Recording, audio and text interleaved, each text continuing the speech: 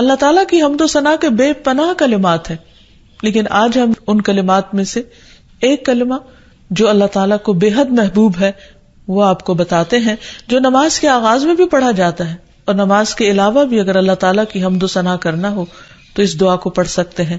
سبحانک اللہم وبحمدک وتبارک اسمک وتعالی جدک ولا الہ غیرک.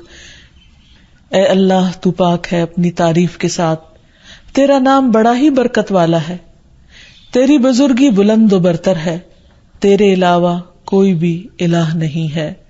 تو بہرحال والدین کے لیے دعا کرنے سے پہلے اللہ سبحانہ و تعالیٰ کی حمد و ثنا بیان کیجیے، پھر نبی صلی اللہ علیہ وسلم پر درود بھیجیے، اور پھر اپنے ماں باپ کے لیے دعائیں کیجیے، کیونکہ یہ اللہ تعالیٰ کا حکم بھی ہے.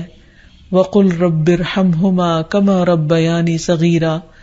اور آپ کہہ دیجئے اے میرے رب ان دونوں پر رحم کیجئے، یعنی والد پر بھی اور والدہ پر بھی، جیسے انہوں نے مجھے چھوٹا سا پالا تھا، بچپن میں پالا تھا، جب میں نہ خود کھا سکتا تھا نہ پی سکتا تھا اور نہ خود اپنے آپ کو صاف کر سکتا تھا، تو انہوں نے دن رات بغیر کسی وقفے کے میری خدمت کی.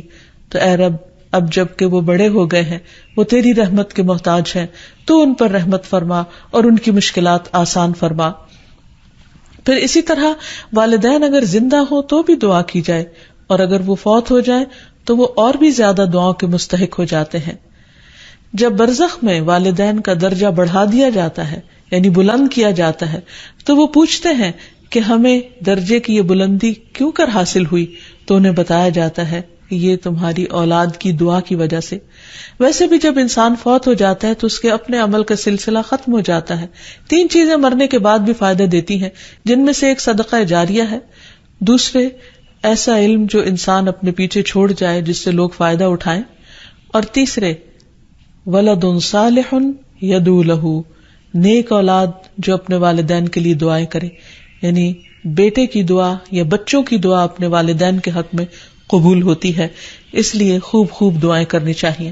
ہم دیکھتے ہیں کہ مختلف پیغمبر بھی اپنے رب سے اپنے والدین کے لیے دعائیں کرتے رہے ہیں، جن میں نوح علیہ السلام کی دعا ہے. وہ کہتے ہیں رب اغفر لی ولوالدی ولمن دخل بیتی مؤمنا وللمؤمنین والمؤمنات. اے میرے پروردگار مجھے بخش دے اور میرے والدین کو بخش دے، اور ہر اس شخص کو جو میرے گھر میں مومن کی حیثیت سے داخل ہوا ہو ان سب کو بھی بخش دے.